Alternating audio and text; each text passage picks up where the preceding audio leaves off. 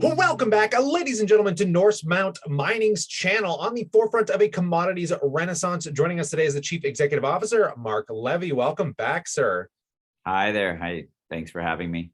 Oh, pleasure to have you back, and Happy New Year's, man. We got lots to dive into. I want to framework a little bit of what happened last year before we take a look at 2022. So just to roll back, do you mind offering some insights on some of the major milestones achieved from your Chile project and just everything going on over there at Norsemont?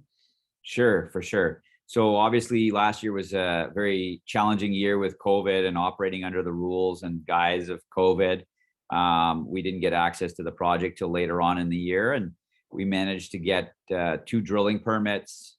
First drilling permit allowed us to drill 66 holes into the existing dumps that we have. We have about 250,000 ounces of gold sitting and waiting to be processed. And we wanted to test out what the mineralization is like and mineralogy, and there's some metallurgical work being done on it as well, because we've got a few engineering firms that want to help us put the dumps into production. So that was kind of a huge milestone for us to be able to get that drilling permit. And then we received our second drilling permit about a month later. In between that, we got support from the government. We got support from the actual indigenous community, came down to the project, blessed the project, blessed our drilling program, which we've been waiting to be able to do. I think we're almost a year delayed because of COVID here. So we've embarked on our new drilling program, which was underway, and we'll be having some results coming out, as well as we managed to assemble our team and have everybody on the ground going through all the old data, because the project was obviously a very large producer, 3rd largest gold producer back in the late 80s. And we have all the core. So there's over 135,000 meters of core in our core shack. And to help us with our upcoming 43-101 resource estimate, we had to go back and test 10 to 15% of it. And we decided to test 15% of it just to be conservative, to make sure that that core correlates with what the grades were back in the late 80s, early 90s when this was drilled. And it did. So that was actually some good news for us.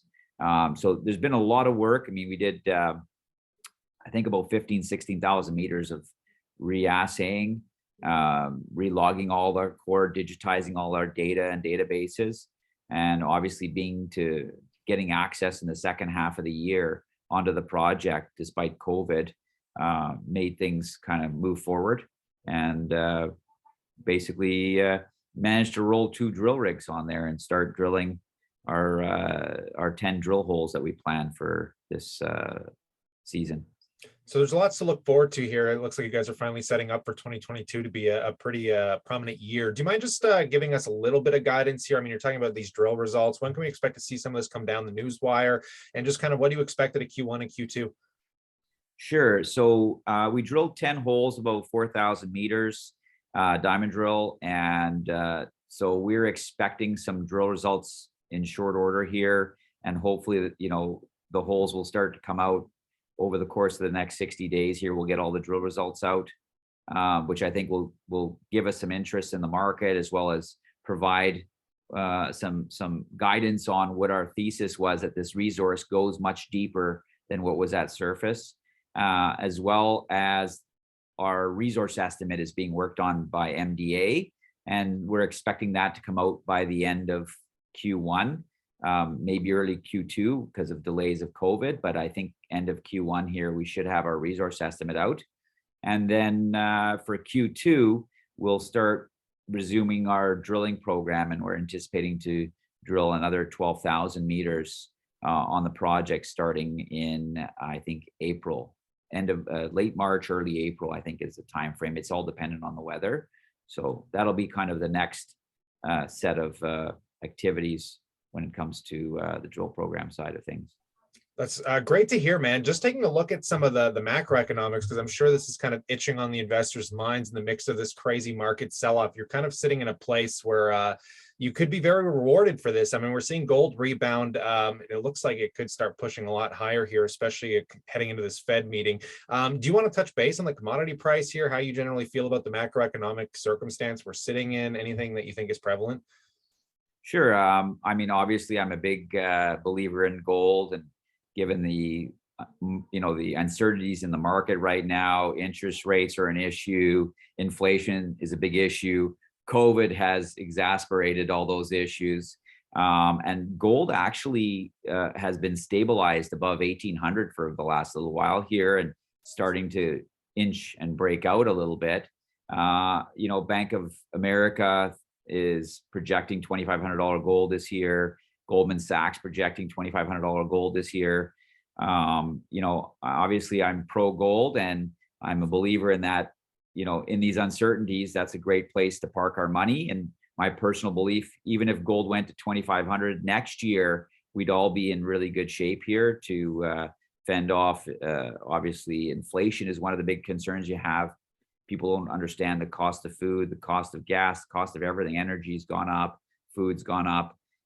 So I think, we're going to have a good gold market given these market uncertainties. And obviously there's a lot of political stuff going on in Eastern Europe that's causing a lot of friction. So I think the whole culmination of all this is a good environment for the commodities.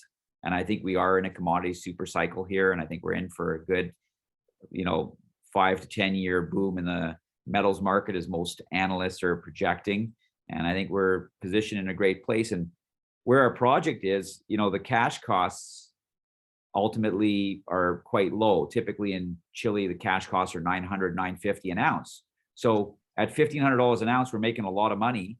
At 1,800, we're making even, doubling our money. So if gold crosses 2,000, I mean, for us, it's just a lot more profitable, faster paybacks. So we're sitting in a really good position with a project that's obviously able to go to production in very short order here. It's fast tracked. It's a previous producer with a lot of infrastructure. So I think we're in a good position from that perspective. I think investors are going to be very pleased to hear that. But on that note, Mark, I definitely appreciate your time and these insights today. Thanks so much for coming out. Sure, I appreciate it. Thank you. And on that note, folks, if you have any questions, let us know what you think in that comment section below, and we can even do a Q&A with Mark sometime down the road. Consider subscribing for those future updates as that news comes down the wire. But in light of this, stay cool, stay awesome, and I look forward to catching you in the next one.